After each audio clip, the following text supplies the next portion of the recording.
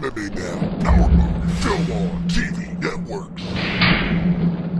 I'm David Kano, and welcome to Film On TV's MMA Now, sponsored by Gustoso Aguardiente Artisanal Rum.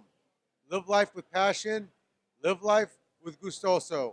And we're here on location at the Hard Rock Hotel and Casino in Las Vegas, Nevada, fight capital of the world for UFC 196, where UFC featherweight champion Conor McGregor will take on Nate Diaz in a welterweight matchup. The co-main event, UFC Women's Bantamweight champion Holly Holm take on Miesha Tate in her first title defense since knocking off Ronda Rousey in November. Joining me today is veteran of Bellator and World Series of Fighting and currently signed to Combate America, Ruthless Rudy Morales. Ruthless Rudy Morales. That's it, right? Absolutely. How's it going, David? Thank you for having me here. Pretty good. Welcome. So, you're from Vegas, not originally, but you live out here. Let's get right into the main event. Conor McGregor versus Nate Diaz. Conor McGregor naturally fights at 145. He's a featherweight champion. Coming up two weight classes. Have you ever heard of someone doing this, or have you ever came up two weight classes to take on an opponent in a short period of time? David, as a matter of fact, it's funny that you asked me that question. I have taken a day and a half notice fight where I have to move up two weight classes. I usually fight at bantamweight, and I have to fight at lightweight on days and a half notice. So if you see the opportunity, as a fighter, it depends, especially right now, the eyes of the whole world is watching. So he has nothing to lose. He is currently the 145 featherweight champion. Now, moving up two weight classes to fight somebody who usually fights at lightweight, which is 155, he's got nothing to lose. So, I think it's my respect for him, but he's going to have his hands full with Nate Diaz. Yeah, but the thing is, what does that do? McGregor, when he comes up two weight classes, do you think with this high UFC being at the highest of the high, will there be a difference from him fighting a Jose Aldo who's 5'8" and naturally 45, or a Chad Mendes who's 5'6" and 145? Will this be a big difference going up to fight Nate, who's 4 inches taller and has a longer reach than anyone else he's ever faced before? I think, to my personal opinion, David, I believe that Conor McGregor has never faced an opponent like Nate Diaz.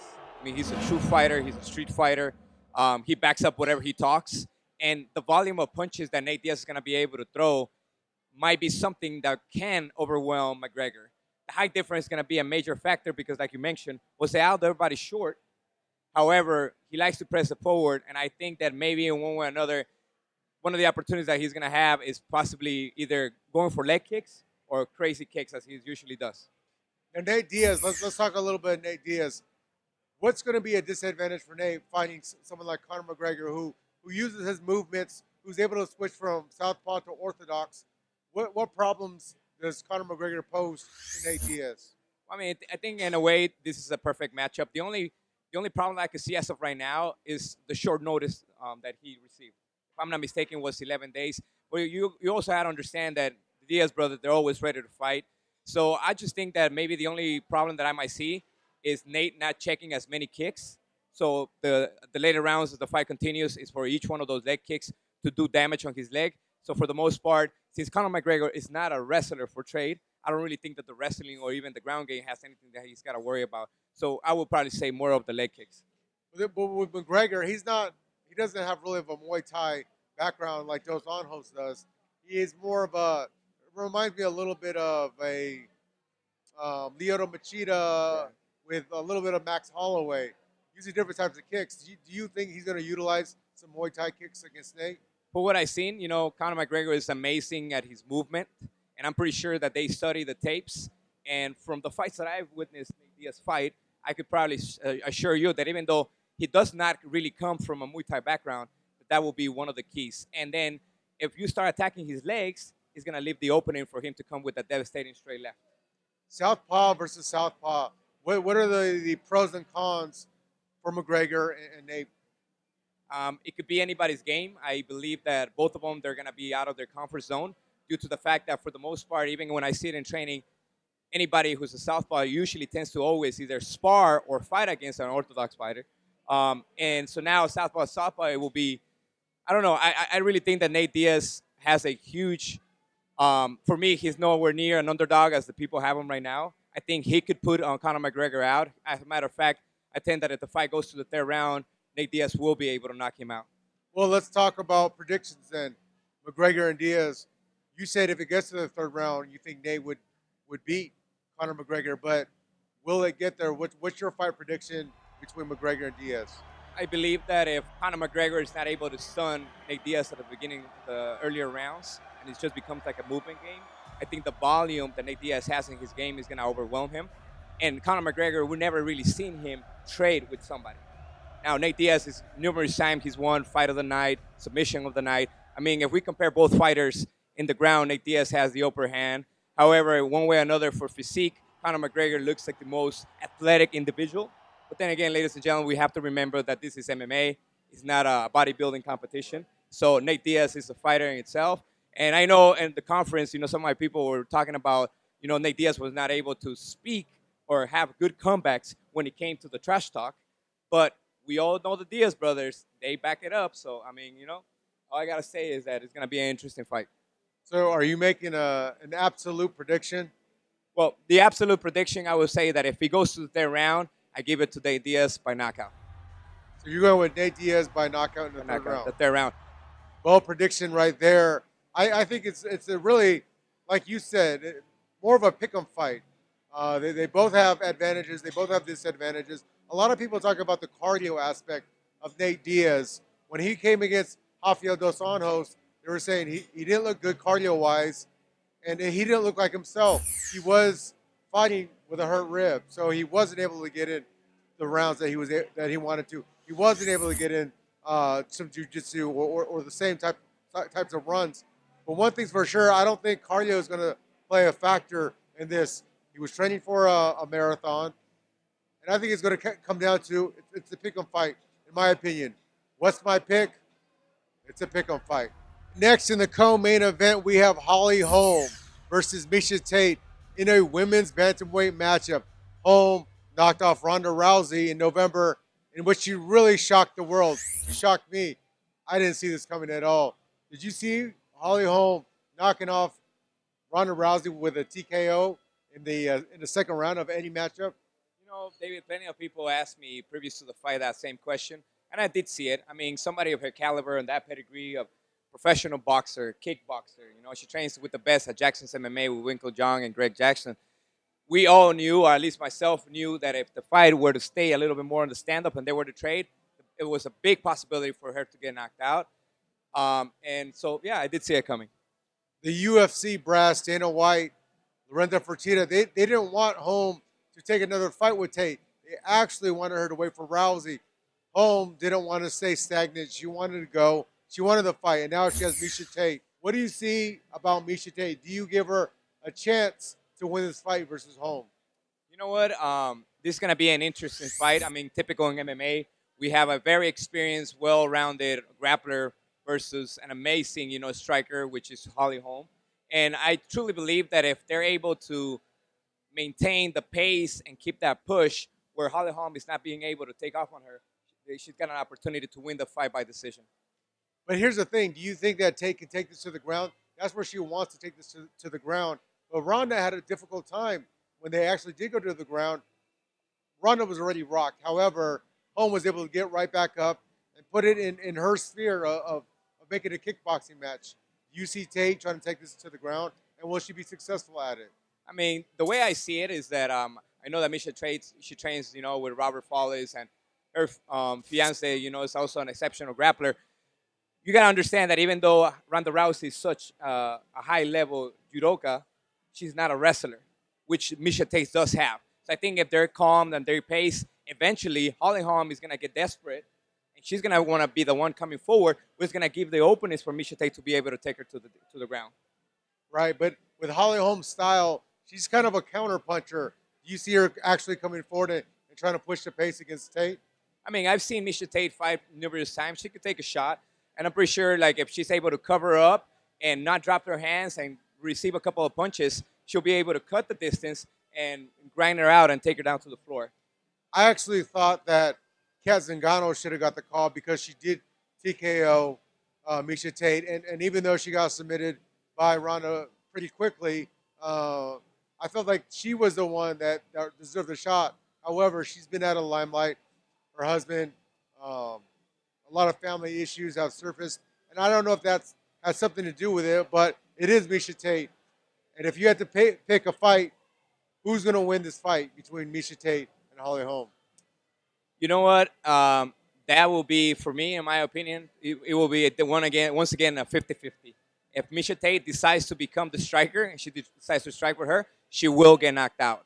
But if Holly Holm decides to rush for the knockout and completely look for it, she's going to get taken down, and it's going to be a bad night for her. So, what's your fight pick for Holm versus Tate? It could be anybody's game. But I do pick Holly Holm. If he stays on the stand-up, we'll be able to knock her out. You said if. What do you see going down March 5th on Saturday night?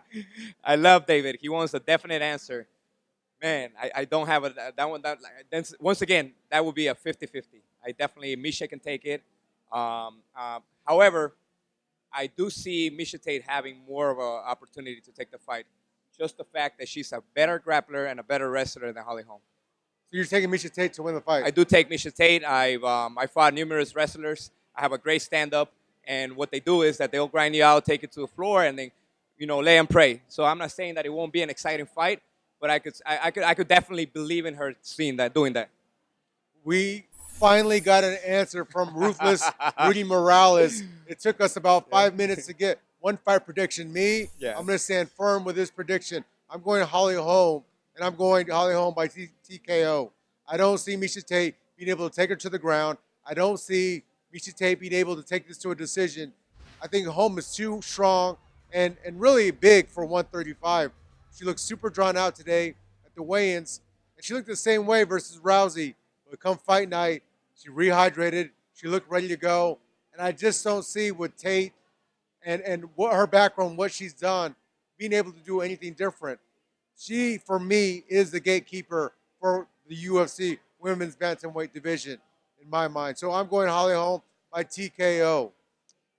And if we're talking more fights, UFC 196, it's a pack card. We got Tom Lawler, who did something a little funny during the weigh-ins in his fight against Corey Anderson. What do you see about that as a fighter? Would that be something that you do where he put on stickers that were Conor McGregor's tattoo? It was funny. The crowd loved it. But as a fighter, what's the mentality of a fighter? Is that something that's a showmanship, or do you think that's a little too funny for a real fighter to do? Tom Lawler, we have kind of like a very unique relationship. He's one of my wrestling coaches over at Syndicate with John Wood. And I think maybe it might have been John Wood's idea. Then again, as a fighter, yeah, you go over there to fight. But Conor McGregor has shown the world that now is about showmanship.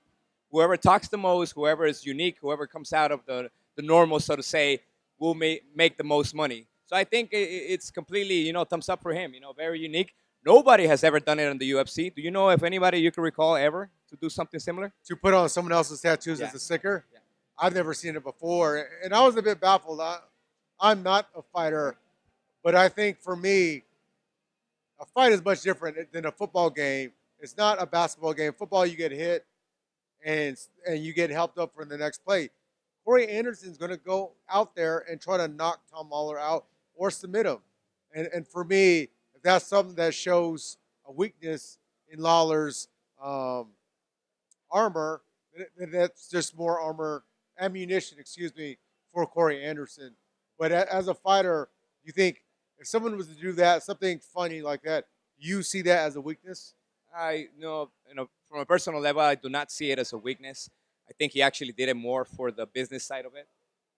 It's going to get everybody talking. Look, we're doing this interview right now or commentating and going play by play, and we're talking about it. So there's going to be many other media outlets out there throughout the world talking about it. I mean, it's very unique. I couldn't think of anything better to do at a weigh-ins other than pretend to be Conor McGregor. And it shows you again the impact that Conor McGregor has made in other fighters. He's changing the game. So he's doing something that the Diaz brothers have done for years, but nobody or the UFC in reality never acknowledged. So it's been done before. It's just that now, for some reason, the UFC is paying more attention.